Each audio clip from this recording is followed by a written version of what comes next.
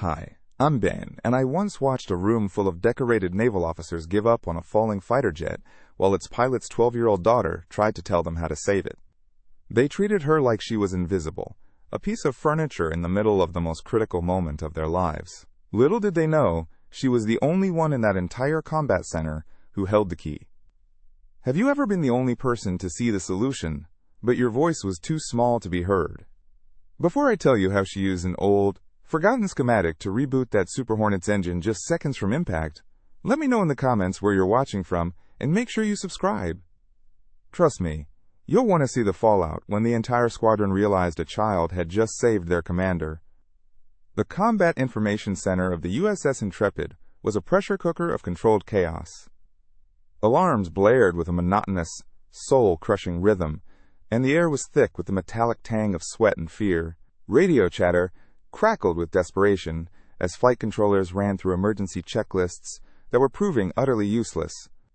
The commander of the Air Group, the CAG, stood rigid, his face a mask of grim professionalism, but his knuckles were white where he gripped the back of a chair. He kept barking orders that nobody could execute, his authority crumbling against a problem that wasn't in the manual. This was a place of immense power and technology, the nerve center of a warship, and in that moment, it felt like a tomb full of ghosts chasing echoes. And in the corner of that tomb stood Alara. She was 12, small for her age, and completely still amidst the frantic movement of the crew.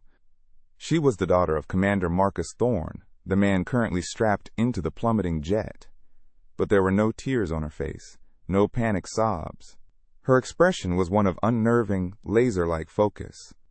While grown men in uniform shouted and slammed their fists on consoles, her gaze was locked onto a small, secondary power distribution monitor that everyone else was ignoring. She was a ghost in that room, a tragic little footnote to the disaster unfolding on the main screen, and the crew's occasional glances her way were filled with a mixture of pity and raw annoyance. The problem with Valkyrie 1 wasn't a simple engine stall they could troubleshoot.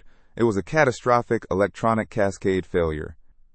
The jet's fly-by-wire system, its digital nervous system, had suffered a complete and total crash. This triggered a shutdown of all primary flight controls and caused both engines to flame out simultaneously. Her father's F/A-18 Super Hornet was no longer an aircraft. It was a 20-ton metal coffin in a terminal nosedive, accelerating toward the icy black waters of the North Atlantic. The engineering team on the carrier had thrown every emergency reboot procedure they had at it. Commander Thorne himself had tried everything. Nothing worked. On the tactical plot, the altitude marker was dropping relentlessly. The jet was officially considered lost. The wall of disbelief that surrounded Alara was more solid than the steel bulkheads of the ship. "Someone get the kid out of the CIC," the CAG grunted for the third time, not even looking in her direction.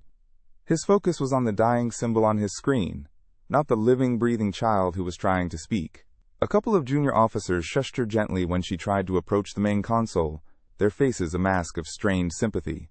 "It's okay, honey, we're doing everything we can," one of them murmured, patting her shoulder before turning his back to her again.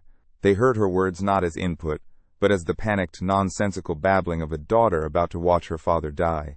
Every attempt she made to help was deflected with the condescending pity reserved for a hysterical child. But Alara wasn't hysterical. She wasn't guessing. She had spent her entire life in a different kind of school. Her friends weren't other kids. They were her father's technical manuals and decommissioned schematics of old naval aircraft. Commander Thorne had recognized her strange, intuitive gift for mechanics early on. For her, complex systems weren't just diagrams on a page. They had a rhythm, a sound, a pulse she could almost feel. She could spot a faulty power relay in a blueprint, like a musician, hearing a single off-key note in a symphony. He nurtured it by giving her old, complex schematics to solve like puzzles. She wasn't just his daughter. She was his secret apprentice, the one person who understood the soul of his machine as well as he did. "It's a handshake failure," she said, her voice barely a whisper, but clear and precise. She wasn't crying or shouting. She was diagnosing. She tried to point to the auxiliary screen, but a lieutenant gently but firmly pushed her hand down, a gesture that was meant to be comforting but felt like a gag. "Sweetheart, please, let the men work," he said, his voice strained. I watched this happen from my console across the room, a knot of pure fury tightening in my stomach.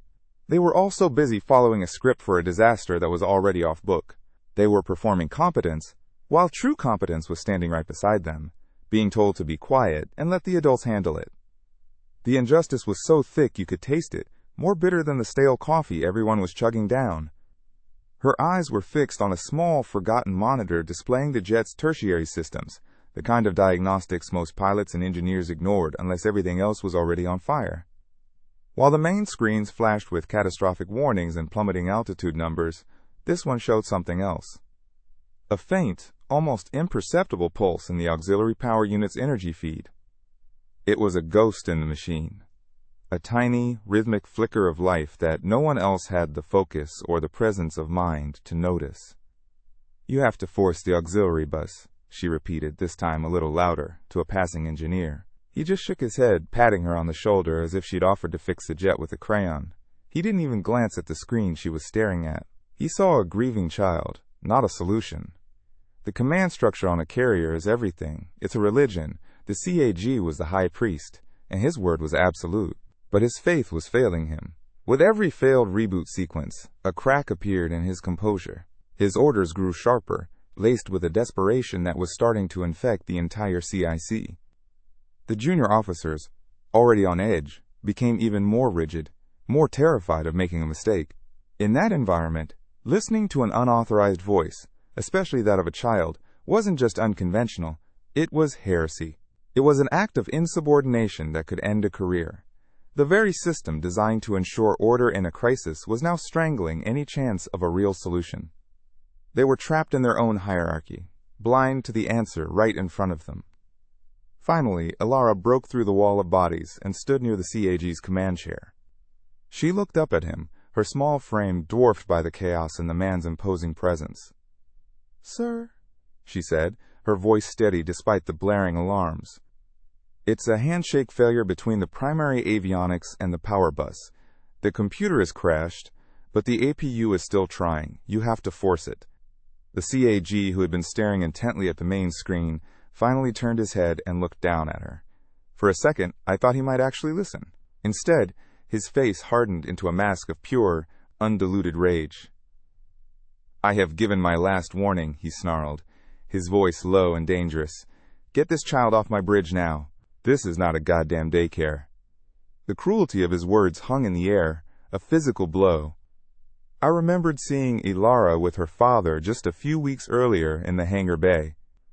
He was on one knee, a complex schematic for a turbine engine laid out on the deck between them.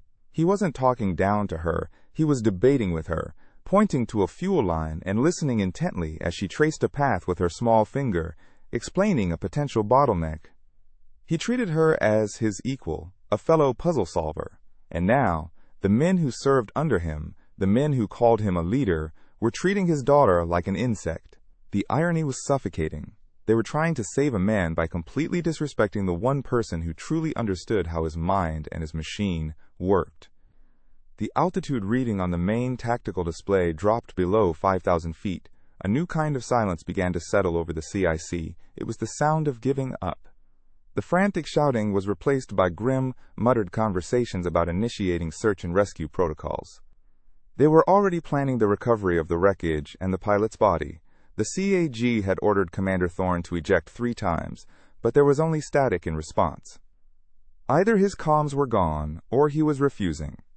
Still fighting a battle everyone else had already declared lost.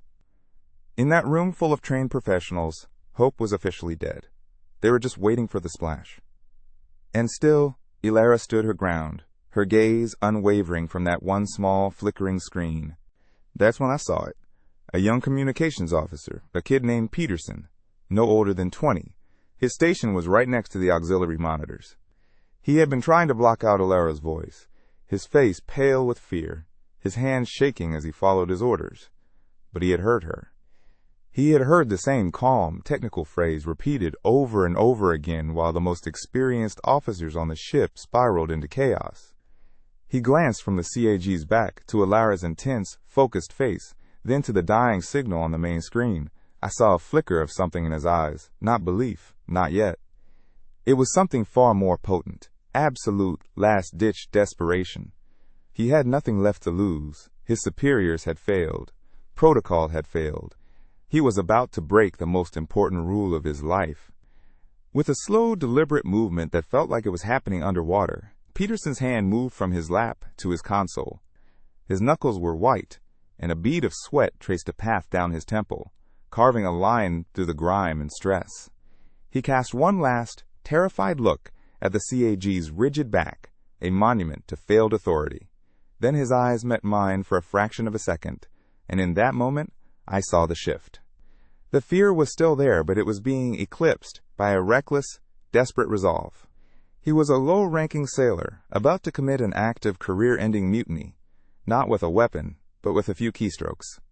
In a room where protocol was God, he was about to become an atheist, and his only scripture was the whisper of a 12-year-old girl. As if sensing his decision, Alara moved to his side. She didn't touch him or plead with him. She stood beside his chair, her presence quiet, but immensely powerful, like a seasoned engineer overseeing a critical repair. "Open a discreet channel to the pilot's helmet comm," she said, her voice so low I could barely hear it, but it was devoid of any childish inflection. It was the voice of pure, undiluted instruction. "Bypass the CIC main loop. He needs to hear it directly from you. Tell him the system has a handshake failure between the primary avionics and the power bus. The computer is dead, but the APU is still trying to talk to it. You have to tell him to force the auxiliary bus." She wasn't asking. She was dictating the only move left on the board. Peterson's fingers, slick with sweat, began to dance across a secondary keypad, one normally used for diagnostics and maintenance patches. It was a sequence of commands I had never seen before, a backdoor entry into the ship's intricate communications network. Each keystroke was a betrayal of his training, a step further into insubordination. Around us, the CIC was a symphony of despair. An officer was quietly weeping at his station. The CAG was on the phone with the ship's captain, likely recommending the formal termination of rescue efforts. Nobody was watching the young comms tech and the pilot's daughter as they staged their silent coup. They were building a tiny, fragile bridge of hope in the middle of a graveyard of failed technology and broken procedures. "Valkyrie 1, this is Intrepid Comms on a private channel. Do you copy?" Peterson's voice was a strained whisper into his microphone, a secret prayer against the storm of official radio silence. He glanced at Alara, who gave a single, sharp nod. "Sir, I have a non-standard advisory. Repeat, this is not an official command." He took a shaky breath and recited Alara's diagnosis verbatim. "Advisory is, you have a handshake failure. The computer has crashed, but the APU is still live. You must force the auxiliary bus." The words hung in the private channel, a desperate, unauthorized lifeline thrown into the abyss. On the main screen, the jet passed below 3,000 feet. The point of no return had come and gone. We were now in uncharted territory. The silence that followed was the loudest thing I had ever heard. It wasn't just the absence of sound. It was a physical weight. Every tick of the clock, every blip of the dying altitude signal on the screen felt like a hammer blow. 2,500 feet. I held my breath, my own console forgotten. The CAG had finished his call and was now staring at the main plot, his face a stony mask of acceptance. He was presiding over the funeral. Peterson sat frozen, his eyes wide, staring at his board as if he could will a response into existence. The entire CIC had given up, and in that moment, the only two people on the entire carrier who were still fighting were the two people with the least authority. Then, a crackle. It wasn't clean. It was a burst of static, distorted and mangled by the failing systems, but it was a voice. Commander Thorne's voice. "Say again, Intrepid? Who is this?" He sounded confused, angry, and a million miles away. It wasn't the response we had hoped for, but it was a response. He was alive. He was listening. The CAG's head snapped up, his eyes narrowing as he scanned the room, trying to locate the source of the unauthorized transmission. His gaze swept past Peterson's station, and for a terrifying second, I was sure he'd been caught. The entire fragile operation was about to come crashing down. This was the moment where it all ended, one way or another. But just as the CAG's eyes began to lock onto Peterson, another officer rushed to his side, pointing at a different screen showing the projected debris field. The CAG's attention was diverted, a tiny, miraculous reprieve. Alara seized the moment, She leaned closer to Peterson, her expression more intense than ever. "He doesn't have a manual for this. Tell him to pull the E3 circuit breaker. It's on the secondary panel, port side. It will physically sever the connection to the main computer. He has to count to 3, then hit the manual APU override. It's a hard reboot. It's the only way." Peterson, now sweating profusely but with a newfound fire in his eyes, relayed the message, his voice gaining a sliver of confidence. He wasn't just a messenger anymore, he was a participant. Inside the cockpit of Valkyrie 1, a different kind of hell was unfolding. Commander Thorne was fighting against G-forces that were trying to tear him from his seat. The jet was shuddering violently, a wounded beast screaming its last protest before the end. Through the canopy, there was nothing but a sickening, spinning blur of gray sky and black water. Then, that voice, Peterson's voice, channeling Alara's impossible instructions, cut through his personal radio channel, pull the E3 circuit breaker, port side. It was madness. It was against every piece of training he'd ever received. It was a procedure that didn't exist. But it was also specific. In a world that had dissolved into pure chaos, that one concrete, specific instruction was the only solid thing left to hold on to. His own procedures had failed. His commanders had failed. What did he have to lose? Back in the CIC, the air had grown heavy with the finality of it all. The CAG, having been momentarily distracted, was now pacing behind the main consoles like a caged wolf. His eyes kept sweeping the room, and I could feel his suspicion growing, a palpable force in the room. He knew something was wrong, something beyond the obvious disaster on the screen. He kept glancing over at Peterson's station. The young communications tech was a statue, frozen in his chair, his knuckles white on his console. He was trying to look busy, trying to blend in, but his terror was a beacon. I could see the CAG's mind working, connecting the dots between the faint, unauthorized whisper he'd heard and the rigid posture of the sailor at the comm station. It was only a matter of seconds before he put it all together. Alara, however, was no longer watching Peterson or the approaching CAG. Her eyes were closed. Her small hands were clenched into tight fists at her sides, but her face was serene, a mask of pure, unadulterated concentration. It was like she had transported herself out of the CIC and into the cockpit with her father. She wasn't just giving instructions, she was living them. I could almost imagine her there, her mind tracing the wiring behind the control panels, visualizing her father's gloved hand, reaching for the specific breaker she had named. She wasn't an observer anymore. In that moment, she was part of the machine, a remote consciousness trying to force its will onto a cascade of failing circuits from hundreds of miles away. The rest of us were watching a screen. She was feeling the jet's dying heartbeat. We couldn't see it, but I can picture it now, based on what her father told us later. Commander Thorne, his body straining against the violent vibrations, unbuckled part of his harness to lean over. His gloved fingers fumbled against the secondary breaker panel, a place a pilot almost never touches mid-flight. The labels were small, hard to read in the flickering emergency lights of the cockpit. But then he saw it. E3. It was real. The voice wasn't a hallucination. It was someone who knew this aircraft intimately, maybe better than he did. A surge of something, not quite hope, but a wild, desperate trust, shot through him. With a grunt of effort, he hooked his finger around the small plastic switch and pulled. The breaker clicked open with a sound that was barely audible over the roar of the wind, but in the silence of his mind it was a gunshot. Okay? E3 is pulled. Thorne's voice crackled in Peterson's headset, strained and breathless.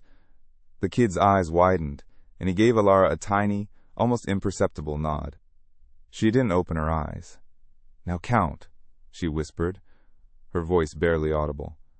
Peterson swallowed hard and relayed it. In the private channel, we heard Thorne's ragged count. 1, 2. Each number was an eternity. On the main tactical display, the altitude symbol flashed red. 1,000 feet. The search and rescue coordinator was already plotting drift patterns for the wreckage. They were preparing for a recovery, not a rescue. The disconnect was surreal. The entire command center was officiating a funeral, while in a secret corner, a last-ditch resurrection was being attempted by a child and a terrified sailor. 3. The CAG stopped pacing. His eyes narrowed and locked directly onto Peterson's station. The game was up. He strode over, his face a mask of cold fury, his heavy boots thudding on the deck with terrifying purpose. He moved with the absolute authority of a man who was about to make an example of someone. "Sailor," he boomed, his voice cutting through the low murmur of the CIC and making several officers jump. "Report your status. What is that unauthorized transmission?" Peterson looked up at him, his face pale and slick with sweat. He was caught. His career was over. He opened his mouth to speak, but no words came out. The CAG's hand reached out, moving with grim certainty toward the comms panel, ready to sever the channel and crush the last spark of insubordination and the last sliver of hope.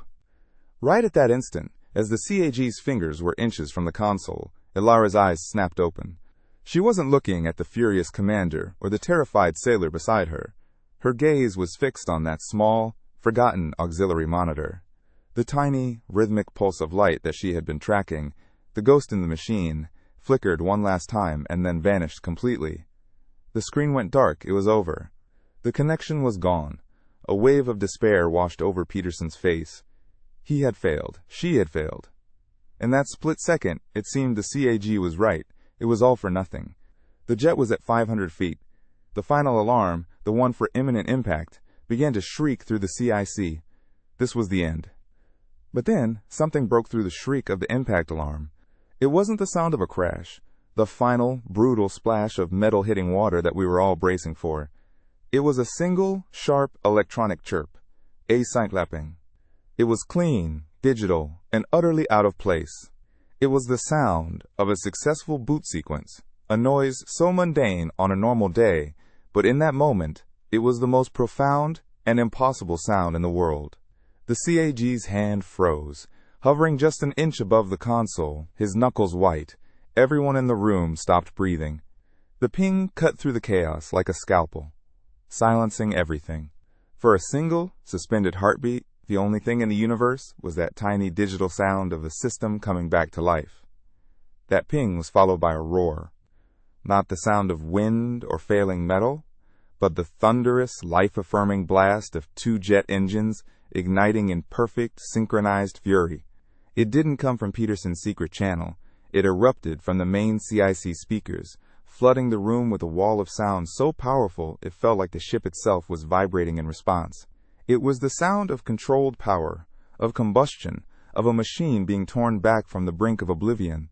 It was the most beautiful noise I had ever heard. It wasn't just engines firing.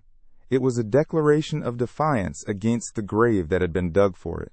The sound washed over us, a physical wave of disbelief and raw, unadulterated shock, scrubbing away the cold dread of the past hour. Every single eye in that room, from the CAG to the lowest-ranking sailor, snapped to the main tactical screen. The bright red symbol for Valkyrie 1, which had been plummeting relentlessly towards the bottom of the display, stopped dead. It just hung there, frozen at an altitude that made my stomach clench. 200 feet. 200 feet above the churning black waves of the North Atlantic. For a second that stretched into an eternity, it didn't move. It was a standoff between gravity and a ghost. Then, impossibly, miraculously, the number began to climb. 250. 300. The arrow that had been pointing straight down was now angled sharply, defiantly, towards the sky. The impossible had happened. The coffin was flying again. Commander Thorne's voice, no longer a mangled whisper but a powerful, breathless shout, exploded over the open channel. Valkyrie 1 has positive control. I'm back on the board. Climbing to Angels 10. There was no formality in his words, just the raw, ragged edge of a man who had stared into the abyss and been pulled back by an invisible hand. The CIC remained locked in a state of stunned, absolute silence. No one cheered. No one clapped. The collective shock was too profound. It was like watching a magic trick so impossible that your brain refuses to process it. The room full of experts, the men who had given up and started planning a recovery mission, were now silent witnesses to a resurrection they had played no part in. The CAG, his face a completely blank slate, slowly retracted his hand from Peterson's console. The rage, the certainty, the crushing authority, it all just evaporated from him, leaving behind a hollowed-out shell of a man. His gaze drifted from the climbing altitude number, a green arrow of hope on the screen, and moved across the room. It passed over the pale, shell-shocked face of Peterson, the sailor who had committed mutiny to save a life. Then, his eyes finally came to rest on Ilara. She was still standing there, a small, unmoving figure in the center of the storm's aftermath. Her shoulders were trembling almost imperceptibly, the only sign of the immense strain she had been under. She just stood there, watching her father fly back into the sky. In that moment, the entire structure of our world turned upside down. The alarms had been silenced, and the only sounds were the calm, professional radio calls from Commander Thorne as he ascended, and the low, steady hum of the CIC's electronics, which now felt reassuring instead of ominous. The CAG, the high priest of protocol whose every word was law, was rendered completely mute. He just stared at the 12-year-old girl, the child he had tried to have removed from his bridge. The horrifying realization of what he had almost done, of the life he had almost extinguished by following the rules, was dawning on his face. It was a slow, painful, and deeply humbling process to watch, and no one dared to look away. He didn't speak. What could he possibly say? He had been ready to end the career of a young sailor and dismiss a grieving child, and in doing so, he would have enforced a death sentence on his best pilot. That truth was now the loudest thing in the silent room. He had been so blinded by the uniform, by the hierarchy, by the absolute certainty of his own training, that he had become the single greatest obstacle to the solution. Ilara hadn't just saved her father. She had exposed the fatal flaw in their entire system. She had proven that, in a crisis, the most important voice isn't always the one with the highest rank. Sometimes, it's the one that everyone else has been trained to ignore. No one moved. The sound of Valkyrie 1 climbing to safety was the only thing that filled the void where the alarms had been. The CAG stood frozen for a long moment, his face a canvas of conflicting emotions, disbelief, shame, and a sliver of something that looked like awe. He slowly turned his head, his gaze finally locking onto Peterson. The young sailor was still rigid in his chair, bracing for the inevitable end of his naval career. The CAG looked at him, then at Ilara, then back at the screen showing the green, climbing arrow of her father's jet. Without a single word, he turned on his heel and walked off the bridge. He didn't issue an order. He didn't debrief. He didn't demand a report. He just left, his silence a more profound admission of failure than any public apology could ever be. In that moment, the entire command structure of the USS Intrepid felt like a fragile illusion that had just been shattered. An hour later, when the Super Hornet touched down on the flight deck, the air was different. The news had traveled through the ship not as an official report, but as a series of hushed, incredulous whispers. Commander Thorne shut down the engines, and as the canopy hissed open, he didn't wait for the ground crew. He unbuckled and climbed down the ladder, his movements stiff but purposeful. He walked straight past the welcoming party of senior officers, his eyes scanning the crowd until he found her. Ilara was standing near the edge of the deck, small and almost lost against the backdrop of massive machinery. He walked right up to her, knelt down so he was at her eye level, and just pulled her into a hug. He held her for a long time, his helmet tucked under one arm, his face buried in her hair. There were no words. There didn't need to be. In that embrace was a universe of gratitude, pride, and an unspoken acknowledgement that their private world of schematics and puzzles had just saved his life. The fate of Communications Officer Peterson became a quiet legend. He expected a court-martial for gross insubordination. He had willfully disobeyed a direct order from the CAG in a combat situation, but the charges never came. The incident was never officially logged. 2 weeks later, he received a new assignment. He was transferred to a special projects unit in San Diego, working on next-generation avionics diagnostics. It was a promotion disguised as a lateral move, a way for the Navy to reward his actions without ever admitting that their command structure had failed. The CAG had buried the report, but he hadn't buried the man. It was the system's way of saying thank you and this never happened in the same breath. It was a perfectly bureaucratic solution to an impossibly human event. Ilara was never formally recognized, of course. You can't give a medal to a 12-year-old for showing up the entire Atlantic Fleet Command. To do so would be to admit a fundamental weakness in the very system they revered. But her recognition was far more real and lasting than any piece of brass. She was no longer just Thorne's kid. A new name began to circulate through the ship's corridors, whispered in the mess hall, and spoken with a kind of reverence in the hangar bays. They called her the Hornet Whisperer. Seasoned mechanics would stop and nod to her with the respect they usually reserve for senior chiefs. Pilots would change their course on the deck just to walk past her and offer a quiet "ma'am."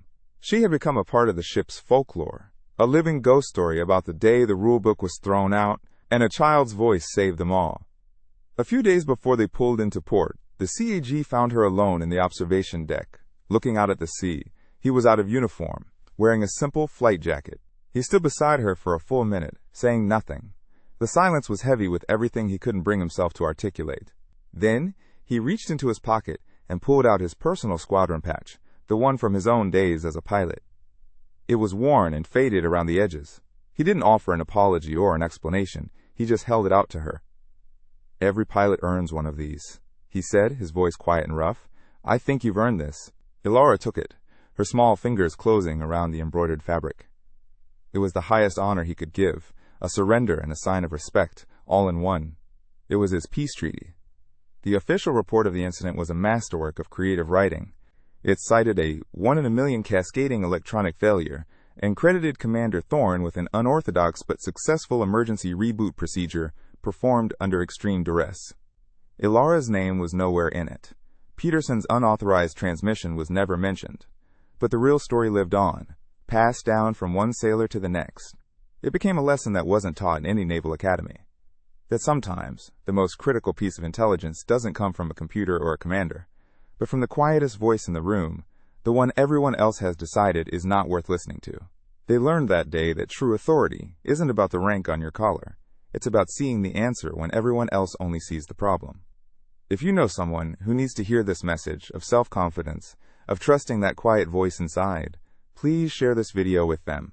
And don't forget to subscribe for more stories about finding your own path, especially when it's not the one others expect you to take. Thank you for listening. The official report of the incident was a masterwork of creative writing. It cited a 1-in-a-million cascading electronic failure and credited Commander Thorne with an unorthodox but successful emergency reboot procedure performed under extreme duress. Ilara's name was nowhere in it. Peterson's unauthorized transmission was never mentioned. But the real story lived on, passed down from one sailor to the next. It became a lesson that wasn't taught in any naval academy, that sometimes the most critical piece of intelligence doesn't come from a computer or a commander, but from the quietest voice in the room, the one everyone else has decided is not worth listening to. They learned that day that true authority isn't about the rank on your collar. It's about seeing the answer when everyone else only sees the problem. That day left a permanent mark on all of us, a quiet understanding that settled deep in the bones of the USS Intrepid. The memory wasn't about a technical miracle. It was about the chilling moment when we realized our entire system of authority, training, and protocol had become a cage, trapping us and pointing us toward certain disaster. The real victory wasn't just pulling a jet out of a nosedive. It was the shattering of that cage. It was the humbling realization that the most rigid structures can become the most fragile in the face of a problem that isn't in the book. The real hero of that day wasn't a pilot or a commander, but a quiet child who reminded an entire warship that sometimes the only way forward is to listen to the voice everyone else has dismissed.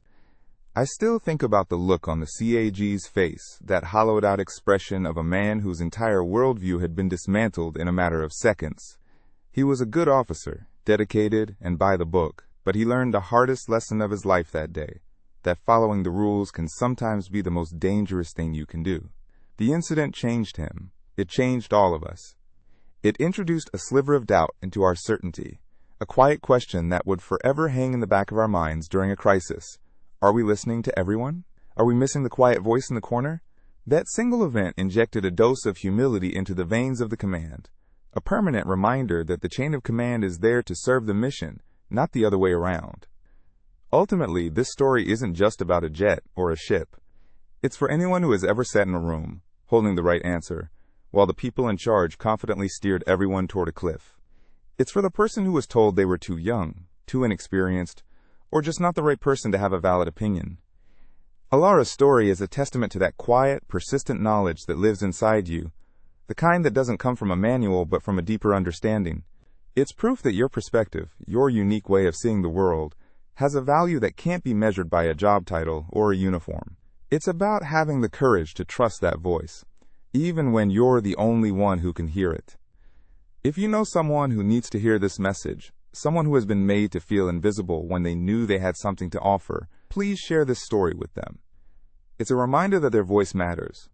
And don't forget to subscribe for more stories about the unsung heroes who find their strength not in the spotlight, but in the quiet conviction of their own truth. Thank you for being here and for listening.